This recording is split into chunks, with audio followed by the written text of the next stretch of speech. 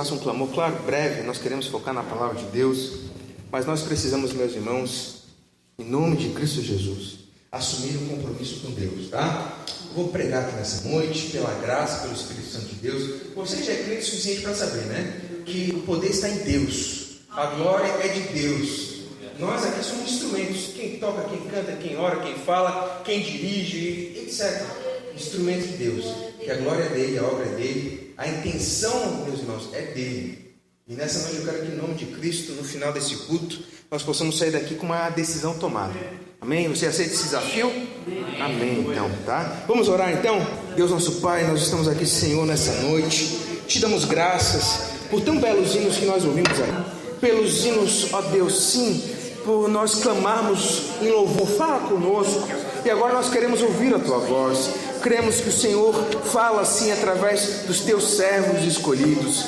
Que o Senhor em cada coração possa despertar essa chama, Deus. Nós precisamos sim ser vivados aqui neste lugar, para não ficarmos mais na mesmice, para não sermos dos mesmos, mas crescendo, ó Deus, como a Tua palavra nos instrui, crescer tudo para que o Teu nome seja glorificado. Queremos ver, ó Deus, a Tua glória revelada em cada vida, em cada família, em cada um Teu escolhido aqui. Nós queremos, ó Deus, que o Teu Espírito envolva-nos neste lugar, e assim as Tuas maravilhas sejam anunciadas e realizadas. É o que nós oramos crendo, Senhor, no nome de Cristo.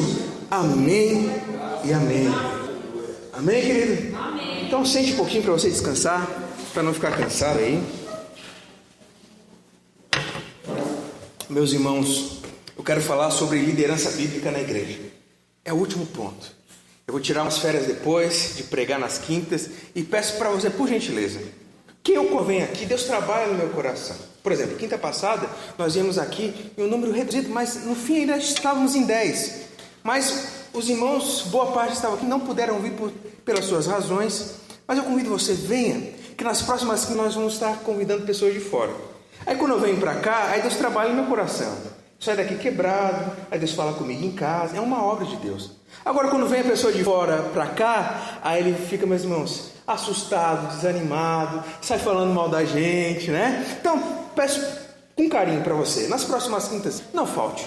Se quiser até faltar no sábado, pode faltar sábado, mas quinta-feira, valorize que é o nosso culto de edificação, tá? Dá trabalho, meus irmãos. Chegou da quinta aqui, 10 para as 8, 5 para as 8, que é corrido. Chegar em casa, tomar banho, vir para cá, e tem toda a estrada, mas nós nos esforçamos. E eu não sou melhor que vocês são melhor do que eu. Então eu creio que vocês são capazes sim, tá? De se esforçar, estamos juntos, reunidos, porque nós cremos que quando nos reunimos, nós temos bênção de Deus nas nossas vidas, amém? Porque se você não tem essa certeza, aí não dá ânimo sair de casa mesmo. Aí é verdade, eu concordo com você. Mas em nome de Jesus, ciência de fé nessa noite. E creio que quando você vem na igreja, você vem para ouvir Deus falar e aqui se derramar diante dele. E com certeza ele tem bênção para a sua vida. Meus irmãos, a Bíblia é muito interessante. E a obra de Deus é uma incógnita. O que é isso incógnita? É uma dúvida. Por quê? Porque quando eu olho para a Bíblia, meus irmãos, não há um modelo fechado e fixo. Se você olhar para a sua Bíblia, você não vai achar um modelo do que a igreja deve ser na sua totalidade, na sua gerência total. Você não vai ver aqui dizendo assim, será que tem que ser um bispo, como a teologia aqui do Novo Testamento fala, e depois vários presbíteros, vários pastores, ou cada um individual na sua congregação trabalhando por si só? Que estrutura se deve utilizar? A Bíblia não é clara. Ela abre interpretações, ela abre variações. Porém, há princípios aqui que é o que norteiam o nosso, digamos assim, dirigir da igreja de Deus. Cada um que está num departamento, ainda que a gente fale de líder, né? Mas se você é membro, se você participa de um grupo, você ali é chamado por Deus para liderar. Na igreja mesmo nós temos uma mentalidade diferente do que o mundo tem. E nessa noite a gente vai dar uma aprofundada nisso. Mas antes, eu queria que você refletisse comigo, só para começar e assim fazer sua mente borbulhar um pouquinho. Quando você ouve esses versículos, eu vou ler 2 versículos aqui. Quando você ouve, o que vem no seu coração? Você guarda para você e lá no final a gente vai retomar. Hebreus 17 e 3. 13 e 7. Troquei os números. Hebreus 13 e 7. Lembrai-vos dos vossos guias, os quais vos pregaram a palavra de Deus, e, considerando atentamente o fim da sua vida, imitai a fé que tiveram. Segundo versículo. Hebreus 13:17. Obedecei a vossos pastores e sujeitai-vos a eles, porque velam pelas vossas almas como aqueles que hão de dar conta delas, para que o façam com alegria e não gemendo, porque isso não vos seria útil para vocês. Guarde esses versículos. Olha só que interessante. Mas antes disso, meus irmãos, eu queria despertar a nossa vida para algo que ficou perdido nas nossas igrejas hoje. E aqui no Caruaru não vai ser diferente, porque é geral, é do nosso tempo, é do nosso século. Ficou perdido o quê? A responsabilidade de cada cristão. Que hoje, meus irmãos, você vai ver isso na política, eleição fim de semana, você vai ver, há uma grande resistência à autoridade. Há uma grande resistência. Se você for olhar a metodologia, a gente chama de pedagogia. O que é? É o ensino, o método de ensino. Então, na escola, por exemplo, hoje a metodologia é diferente. Hoje se fala da pedagogia do oprimido, de Paulo Freire. Aí, se quiser se aprofundar, você se aprofunda depois. Mas no seu filho, lá na escola que o Jacques vai, ou no seu filho novo, lá, ou até mesmo adolescente, você está terminando o terceirão, talvez, na escola que você vai, a pedagogia, a metodologia, ela inibe as autoridades. O professor, quando chega em sala hoje, que na minha época não era assim, olha que eu não sou tão velho, mas hoje ele chega em sala e ele é igual com o aluno. Mas óbvio que ele é igual, é humano, etc. Porém, na autoridade ele não tem.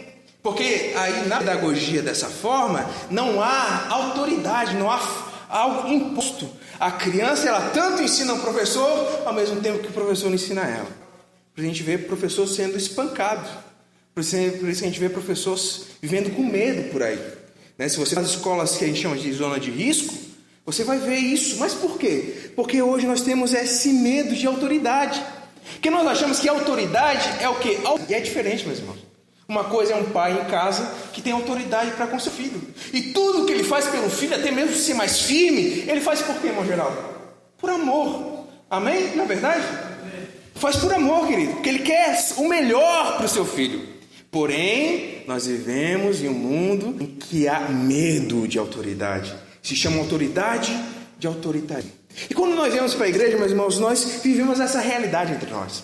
Liderança entre nós, não há mais esse senso de que há autoridade, sim. De que se há uma posição, uma posição que foi imposta, então a pessoa ela tem que exercer a sua função.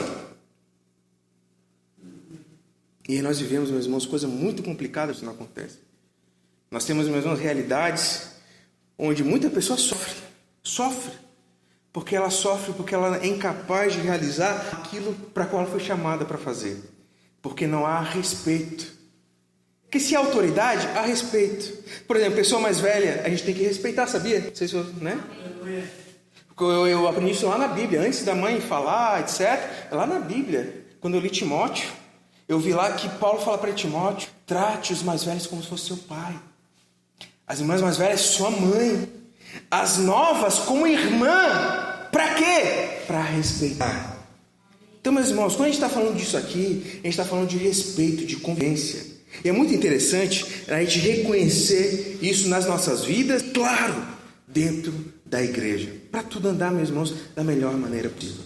E na igreja, meus irmãos, é muito interessante. Eu comecei falando que não há um método fechado, mas uma coisa que é clara na Bíblia, claríssima. Isso eu vou trazer aqui bem rápido, que o tempo corre aqui, mas bem rápido alguns exemplos. Por exemplo, quando Jesus falou a respeito de um irmão pecar, isso aqui eu já falei lá quando eu falei de disciplina bíblica, mas só pegar rapidinho o gancho aqui. Quando Jesus falou de um irmão pecar contra você, o que era para ser feito? Ir lá, vamos lá, quem lembra? Ir lá e ir contra ele, Senhor, querido, pecou. Se não der certo, vai com mais alguns. E se não der, o que teria que fazer? A igreja.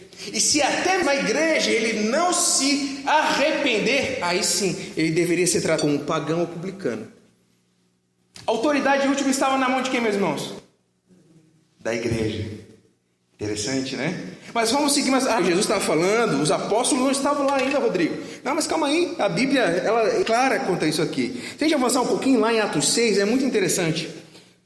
Recém começando a igreja primitiva, estavam os apóstolos reunidos ali, E aí a igreja ia crescendo extraordinariamente. Imagina, numa pregação 3.000. Pensa, meus queridos. Aqui quando dá uns 50, 60, parece que não cabe mais ninguém. Imagina 3.000. 3.000 cabeças, mas tudo bem. E o Espírito Santo ia acrescentando. A gente vê lá no final do capítulo 2 de Atos, né? E aí quando chega lá no capítulo 6, o que acontece? Olha só, 6, versículo 2 a seguir. Vai dizendo aqui para você. Eles começaram a se queixar que os judeus, olha só, a hebraica e os judeus de fala grega estavam tendo ali uma certa discordância entre eles. Estava se dando o mantimento para as viúvas de uns e dos outros não. Eles vieram para quem? Para os apóstolos. E é no nosso método de igreja hoje, por exemplo, eles vieram para o pastor, para o obreiro, para líder do círculo de oração, por exemplo. E aí o que eles fazem, meus irmãos? Está na Bíblia, está lá. Olha só, versículo 12. Por isso os 12 reuniram todos os discípulos e disseram: não é certo que negligenciarmos o ministério da palavra de Deus a fim de servir as mesas. Irmãos, quem? Igreja, escolha entre vocês 7 homens de bom testemunho, cheios de espírito de sabedoria, e passaremos a eles essa tarefa. E nós faremos o quê? Nos dedicaremos à oração e ao ministério da palavra. Você está entendendo aqui, meus queridos? Efésios 4, corpo, unidade, cada um tendo a sua função. Cada um tendo o seu chamado. E aqui a igreja, meus irmãos, ela é o instrumento de Deus para levantar essas pessoas. Quando a gente coloca alguém, meus queridos, na frente no departamento, a igreja está reconhecendo que a pessoa é levantada por Deus para fazer aquela obra. Então você que é chamado por Deus, você que tem algo nas mãos para fazer, faça. Porque se a igreja está fazendo, a igreja é instrumento de Deus. Ela é errante, meus irmãos, como igreja humana? Claro que não. Muitas vezes a gente pode levantar alguém e não dá certo, mas Deus deixou para nós essa responsabilidade. Então, assim como eles fizeram, eles escolheram diáconos, e escolheram muito bem, tanto que estava ali até mesmo Estevão entre eles. Então eles escolheram homens cheios do Espírito Santo, de sabedoria. Para quê? Para cumprir a função. Porque os apóstolos não poderiam negar tempo de oração, de leitura da palavra, de ministração da palavra de Deus, porque eles poderiam estar juntos trabalhando, meus irmãos, e a obra assim avançava. Mas a responsabilidade, quem que escolheu? A igreja. Amém? Meus irmãos, a igreja é assim, a responsabilidade é nossa, porque é muito fácil a gente jogar sobre o obreiro. Eu sei que eu sou obreiro agora, fica ruim falar, mas isso é um discurso que eu já tinha antes, né? Porque imagina, eu estou com 28, então pelo menos 20 anos eu não fui obreiro, né? Mas então a gente tem o costume de querer colocar sobre alguém. Por exemplo, a gente participa do grupo de jovens, que eu participo por longos anos, participei, e a gente joga sobre quem? O líder dos jovens. Ele que tem que fazer, ele que tem que visitar, ele que tem que ir atrás, ele tem que estar animado. Eu sempre desanimado, sempre estou... Círculo de oração, mesma coisa. A banda, mesma coisa. A gente bota um líder para quê? Para ter alguém para representar, para conversar, é a otimização do sucesso, né? E também porque onde muito manda, a coisa não vai para frente, na verdade. Tem direcionamento. A Bíblia deixa muito claro isso para a gente. Sempre tem um direcionamento. Então, que a gente coloca tudo sobre aquele que é líder. O irmão tem que vir, o irmão tem que fazer, o irmão que não faltar, e se ele não escolher, ninguém escolhe hino, né? Eu não estou falando daqui porque eu nem sei se é assim, mas estou falando de experiências passadas. Por quê, meus queridos? Abrimos mão da nossa responsabilidade. Responsabilidade nossa como igreja é essa, meus queridos. Estar juntos, envolvidos. A responsabilidade é de todos os crentes. Evangelismo, meus irmãos. O caruru, como falaram para mim. Eu não creio nisso, mas falaram. O caruru está assim, vai ser assim, vai ficar assim. E às vezes nós falamos isso. Falo nós, não, você está, né? Para você não sentir que é só você. No geral, assim, muitas vezes esse pensamento passa pela nossa cabeça. Mas se eu e você não assumirmos o compromisso, vai mudar? Se eu e você não evangelizarmos, vai mudar, querido? Se eu e você não cultuarmos a Deus, dedicarmos, vai mudar? Não vai mudar. A responsabilidade é da igreja. É o que nós vemos aqui, meus irmãos. 4,16 de Efésios. Dele todo o corpo, ajustado e unido, pelo auxílio de todas as juntas, cresce e edifica a si mesmo em amor, na medida em que cada parte realiza a sua função. Meus irmãos, a vontade é pregar isso aqui todo dia para vocês, todo dia para nós, para a gente despertar e ver a nossa função no corpo de Deus, na igreja, que é o corpo. Muitas das vezes nós nos ficamos presos nas nossas coisas tão pequenas e tão passageiras, esquecemos daquilo que é eterno para qual nós somos chamados. Nós precisamos, irmãos, despertar. Nós precisamos, meus irmãos, estar atentos. Por exemplo, quando uma igreja, talvez você se pergunte, né? Por que igrejas por aí afora, onde os caras são charlatões mesmo? Eles inventam milagre, inventam possessão demoníaca e etc. Todo mundo aqui conhece, imagina. Mas por que a multidão vai? Você já se perguntou por causa disso? É porque a multidão é que dá poder para eles. A multidão é que dá dinheiro para eles, irmãos. A multidão é que dá para eles autoridade. Isso está, meus queridos, na Bíblia. 2 Timóteo 4,3. O que Paulo fala para o filho na fé, Timóteo? Pois virá o tempo em que não suportarão a sã doutrina. E o que vai acontecer? Pelo contrário, sentindo aquela coceira nos ouvidos, seguindo seus próprios desejos, juntarão mestres para si mesmos. Meus irmãos, por que é fácil encher? Me diga aí. É fácil. É só a gente fazer show aqui. Não é verdade? É muito moleza, meus irmãos. Não sei se vocês já... Mas eu sei, e sei fazer. Mas, meus queridos, não é palavra de Deus. Nós somos chamados por Deus para viver a sã doutrina, a palavra da verdade. Esse evangelho que custa, sim, custa. A salvação, meus queridos, é graça, é dom imerecido de Deus. Isso mesmo, Porém, as nossas boas obras precisam ser manifestas nas nossas vidas. Nós precisamos mudar, meus queridos. Nós precisamos ser lapidados pela poderosa palavra de Deus. Em casa é difícil ser lapidado, querido. É verdade. Sozinho é difícil ser lapidado. Nós vivemos movimentos que as pessoas procuram igreja só quando a coisa está na crise. Depois fica em casa. Não vai ser lapidado, irmão. Não vai ser confrontada pela palavra de Deus. Não vai ser confrontada a mudar. Não vai. Nós precisamos, meus irmãos. Nós precisamos. Tem uma analogia muito interessante no livro que eu estava lendo. Só para resumir aqui, eu quero partir para a parte prática, que o tempo voa demais. Espero que não esteja sendo cansativo para os irmãos. Mas a igreja é muito similar a uma coisa que eu li. O que aconteceu? Estava numa entrevista, estava um técnico aposentado já de futebol, e aí um dos repórteres vai e faz uma pergunta para ele. Ele olha para ele e diz assim: olha só, qual a importância do futebol para a condição física das pessoas? Ou seja, ele estava perguntando, será que o futebol estimula as pessoas a fazer atividade física, etc. E tal? Aí o cara virou, olhou, ele esperava uma pergunta complexa, articulada. Quando ele olha, ele responde: olha só, futebol são 22 homens no gramado, precisam desesperadamente de descanso. E mais de 50 mil pessoas no estádio que precisam desesperadamente de exercício. Você conseguiu entender aqui? Futebol são 20 pessoas correndo para um lado e para o outro. Vai para um lado do campo, vai para o outro lado do campo, e a bola vai para lá, a bola vai para cá, e corre, precisando desesperadamente descansar. Enquanto no estádio, meus queridos, tem um monte de gente parada, que precisa, assim como eu, desesperadamente fazer exercício. Para a condição física melhorar. E isso, meus irmãos, acontece nas nossas igrejas. É assim, a gente virou, parece que um mini estádio. Aí se você olhar para Tubarão, você diz: não, o Tubarão tem 2 estádios, o Cílio Luz e o do Tubarão Futebol Clube. Não, um monte de estádios, só da Assembleia de Deus tem quase 30, que é uma multidão, fica olhando para aqueles poucos, olhando, esperando e criticando. Não é verdade? Você já conversou com aquele camarada que gosta de futebol? Eu não sou fã. Eu gosto até de assistir e tal, mas eu não é uma coisa que me puxa muito. Tanto que eu não acompanho time, Mas se você conversar com aquele camarada, que ele torce pro time dele, ele sabe. Por que não escalou fulano? Olha lá. Por que contra aquele? Olha só. Não é verdade, Angel? É verdade. Ele sabe tudo. Não, se a seleção brasileira tivesse colocado aquele lá, tinha ganhado a Copa. As igrejas são assim. Um monte de gente reunida que sabe tudo que é para fazer. Mas para fazer, nada. Irmãos, nós somos chamados para algo diferente. Para algo diferente. Diferente, queridos.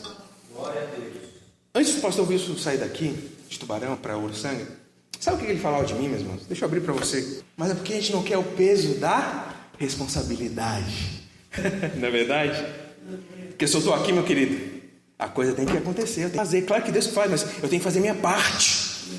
Agora, se eu não tenho peso nos ombros aqui, é muito fácil. Eu largo a hora que eu quero, eu não venho a hora que eu quero, eu respondo na hora que eu quero, não penso duas vezes. Na verdade, nós vivemos isso, queridos. Mas a igreja de Deus foi chamada para ser responsável, aleluia, para se envolver, queridos, para fazer parte. A Bíblia está cheia de referências quanto a isso. Nós somos os sacerdotes, nós somos sacerdócio de Deus, nação eleita, aleluia, raça eleita, sacerdócio real, nação santa, povo de propriedade exclusiva de Deus. Nós somos isso, meus irmãos. Nós precisamos viver, temos que proclamar a virtude daquele que nos chamou das trevas para a maravilhosa luz. Nossa vida tem que refletir a luz de Jesus, meus queridos. Nós precisamos ser, sabe como quem? Precisamos ser como os bereanos. Você já ouviu falar disso? Em Atos 17:11, olha só, quando eles escrevem, eles falam assim: olha, os bereanos, eles eram os mais nobres. Por quê? Porque eles receberam a mensagem com muito interesse e dedicavam ao estudo diário da Escritura, com o propósito de avaliar se tudo correspondia à verdade. Aleluia! Os crentes de Bereia, meus irmãos, eles entenderam: não, vamos ver, que tem muito falso profeta por aí. A responsabilidade de julgar é de quem? Nossa, como igreja. E aqui ficou o testemunho deles, passou todo o tempo e chega até nós hoje, irmãos. Nós precisamos, como igreja, debaixo do poder de Cristo, ligados, ajustados, meus irmãos, através da comunhão, cada um fazendo a sua parte e trabalhando bem, a igreja cresce e se desenvolve. Não sei se você tem esse desejo no seu coração. Eu tenho, meus irmãos. A gente vê vidas sendo transformadas aqui, e começando pelas nossas. Eu quero, meus irmãos, eu quero ter mais fé, eu quero não ter medo do amanhã. Ai, será que vão mandar embora do trabalho? Será que não? Será que vai dar para pagar as contas? Será que não? Será que vou passar? Meus irmãos, eu quero viver sem, porque onde há o amor não há medo. Nós precisamos, eu quero, meus irmãos, fazer mais, e para isso nós precisamos estar assim, alinhados em comunhão. Deus conta com você. Deus não deu, eu falo e vou repetir, Deus não deu a anjos essa missão, Ele deu a mim e a você, meros mortais, pecadores, mas remiu o sangue de Cristo Jesus, aleluia. E meus irmãos, o que nós vemos aqui em Efésios 4? Nós lemos que Deus designa pessoas, para quê? Para que o seu corpo, a sua noiva, a igreja, seja aperfeiçoada. Versículos 11 e 12 que nós lemos. E é por isso que existe isso que a gente tem aqui. Por isso que eles foram lá e nomearam obreiro, um pracidente, outro diácono, outro auxiliar, líder de departamento, secretário, tesoureiro. Essas nomeações, meus irmãos, são para quê? Para que cada um que Deus designa, Ele mesmo, queridos, Ele dá para a igreja, para que sirva a igreja, para que faça, e para que assim, meus irmãos, o povo de Deus seja preparado.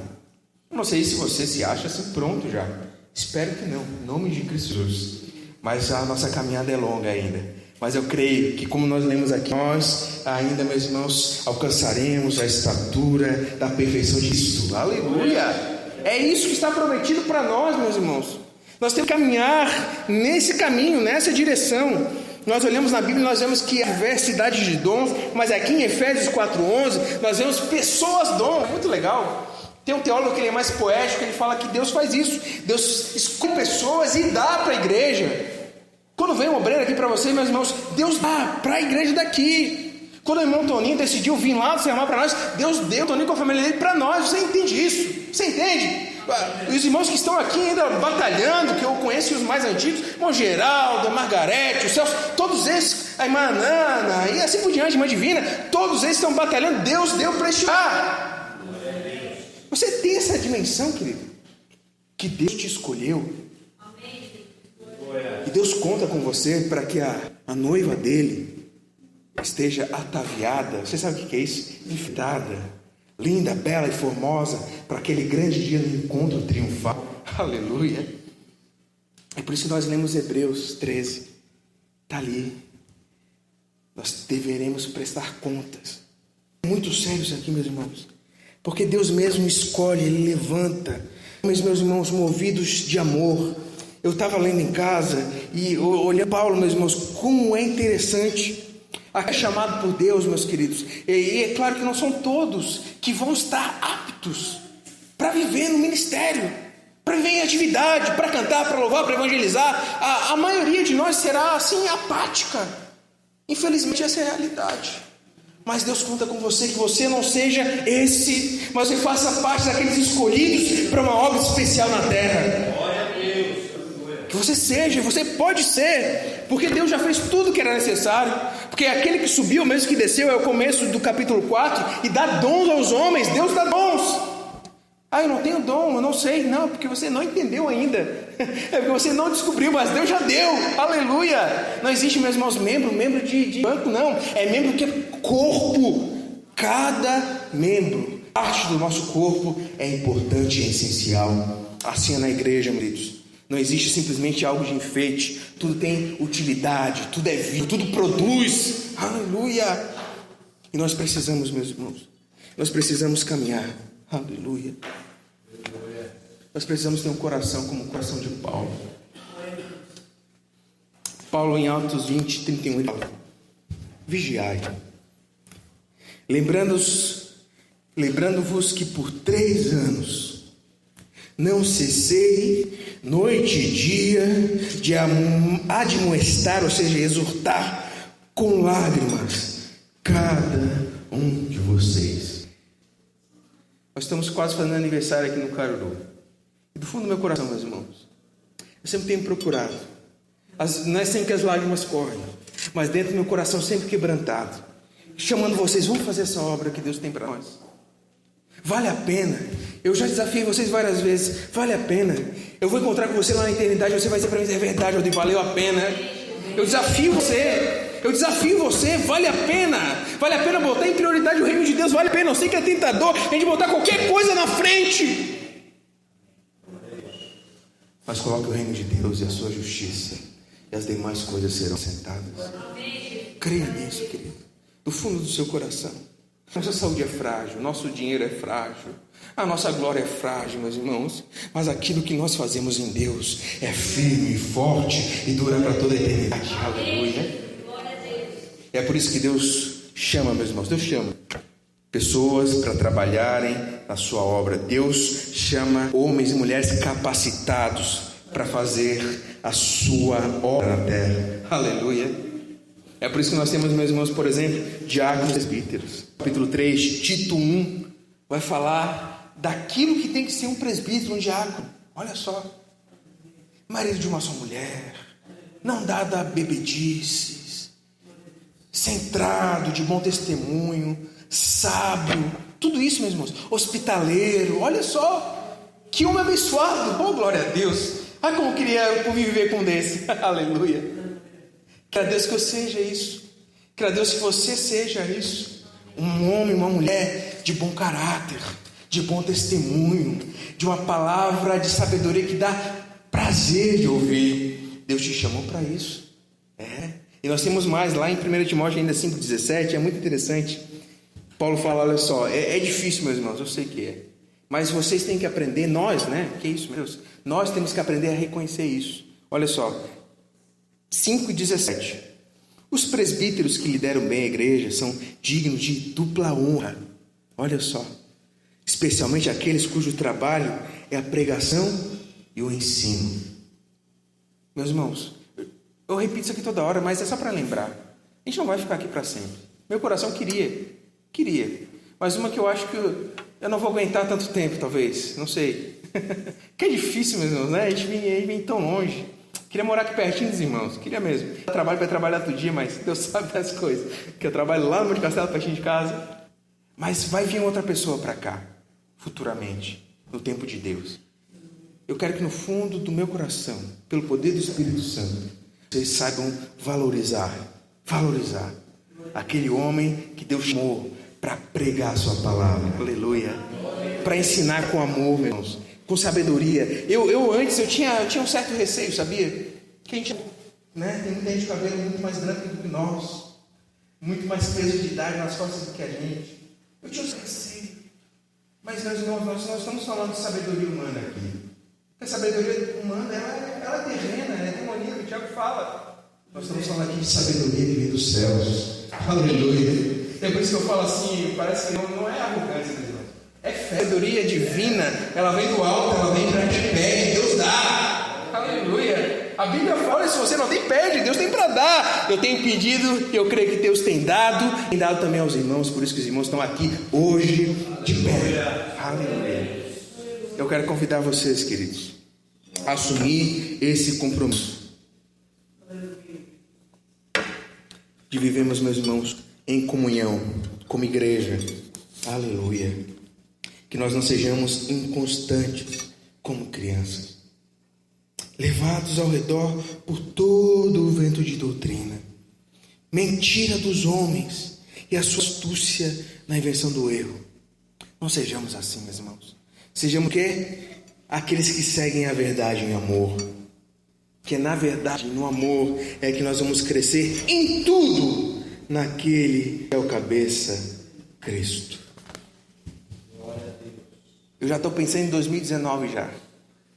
A gente assim, eu acho que isso é ansiedade, né? Mas já estou pensando em 2019, porque 2018 já está acabando. Mas para 2019 aqui, a gente parou, meus irmãos. Nós precisamos assumir esse compromisso. Esse compromisso de ser parte do corpo, de sofrer as dores da igreja do Caruru. Isso sim, da igreja Assembleia de Deus do Caruru. É uma parte do corpo de Cristo aqui. Eu convido você a sofrer. A, como Paulo fala aos Gálatas, levar sobre si as marcas de Cristo. Mas eu prometo para você que também há muitas glórias. Aleluia. É difícil, claro que não dá para inventar aqui. Mas vale a pena, querido. Vale a pena, que você recebe muito agora e ainda por fim a vida eterna. Aleluia. Vale a pena ser fiel, vale a pena buscar Deus, vale a pena, meus queridos, sujeitar as dificuldades, sim, em favor da obra de Deus, porque Ele é fiel e justo para recompensar a cada um conforme as suas obras. Aleluia. Vamos orar? Vamos ficar de pé, queridos. Vamos gerar, fazer aquele fundo para nós. Enquanto a gente ora e depois no louvor.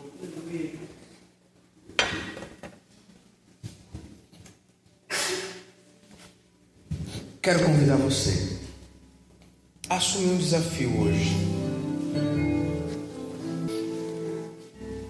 De buscar Deus para conhecer a verdade dEle. Porque aqui, meus irmãos, nós temos pastores, mestres, profetas, aleluia, evangelistas. Temos ou não temos, meus irmãos? Temos. Pode ser você e você não sabe ainda. Aleluia. Está esse dom aí, essa pedra para ser lapidada, tão escondidinha. E Deus quer trabalhar, aleluia, transformar numa pedra preciosa para a sua glória. Convido você, é você e o Espírito Santo isso. Não precisa levantar a mão, não precisa vir na frente. É porque é você, Deus, assumir um compromisso. Eu me comprometo, Senhor, a dedicar a minha vida. Eu quero experimentar aquilo que tanto eu ouvi falar. Eu quero experimentar isso que Paulo viveu, ao ponto de passar fome, ser açoitado, ter que fugir por uma cesta para não ser morto numa cidade, passar por um monte de naufrágio, ser picado por uma cobra e sobreviver, e depois ser condenado à morte. Mas ainda assim, com alegria no coração, podendo falar que a carreira, aleluia, e guardou a fé, e agora a coroa de justiça guarda, aleluia. Que isso domine os nossos corações, queridos. Essa palavra é para nós, é para mim, estou pregando para mim aqui, e estou compartilhando com você. Vale a pena, para que você não seja aqueles que estão frustrados. Montoninho que vai passando os hospitais, ele vê as pessoas de idade que estão acamadas, os filhos não estão ao redor deles, não deram atenção para os filhos, a esposa largou, o marido largou, estão os filhos numa cama no leito de hospital, e ali não tem mais nada o que fazer, só aguardar a morte. Só resta a morte. e aquele coração cheio de arrependimento, quando ouve a palavra, se arrepende, chora, e a única esperança agora é o céu. Mas você não precisa terminar assim. Deus tem futuro de glória para você, já na terra, de vida abundante, transbordante, de prosperidade que não é cheio de dinheiro, não. É ter para viver com alegria, com paz. Aleluia. Deus tem isso para você. Mas você precisa do compromisso. Em nome de Cristo Jesus, inicie hoje essa caminhada desse compromisso com Deus. Deus conta com você. Nós queremos ter você junto da gente para poder trabalhar na obra de Deus. Aleluia. Vamos orar? Deus Pai, a Tua palavra é tão viva. A Tua palavra, Senhor, ela é tão maravilhosa. Eu sei, Deus, que às vezes nós olhamos para os céus e parece que nós não vemos nuvens. Eu lembro, Jesus, de Elias, e parece que a chuva não vai chegar. E a gente insiste, vai e olha e não vem nuvem, não vem nuvem. Parece que não vai acontecer um milagre. Mas nos dá fé, Senhor, para que na menor sinal, aleluia, no menor sinal do milagre, acreditar, vai chover, vai acabar o deserto, vai acabar o momento de dificuldade, vai vir chuva para regar essa terra e dar muito fruto, vai vir chuva sobre essa vida ser frutífera e transformar em vida abundante, onde jorra água para a vida eterna. Sim, Deus, eu oro por nós essa fé, e oro a Deus para que, assim como nós temos pedido insistentemente, o Senhor manifeste o seu poder na vida dos teus filhos. Aquele que precisa de uma cura, Deus, sim, a cura. Nós não queremos nem o remédio, Deus, nós queremos cura, para que esse lugar saiba que o Senhor é vivo, verdadeiro e realiza obras extraordinárias. Eu já vi diversos milagres e sei que o Senhor pode fazer. Eu clamo aqui porque eu sou teu filho e estou aqui numa posição que o Senhor nos colocou, e no nome de Cristo, que o teu poder seja manifestado. Alcança os acamados, alcança os adoentados, Senhor, e realiza o teu milagre no nome de Cristo Jesus. Restaura a saúde, ó Deus, trabalha nas mentes dos teus filhos. Nós vivemos no mundo, ó Deus, em que o diagnóstico de depressão parece que é igual ir na esquina tomar água. Todos parece que estão depressivos, ansiosos, tomando remédios. Mas nós queremos naquela paz que excede todo entendimento. Dá força, ó Deus, para as mentes dos corações. Nos usa neste lugar para visitarmos, Senhor, sim, e assim levarmos uma palavra de esperança a essas casas. Que a tua luz venha no meio das trevas neste lugar.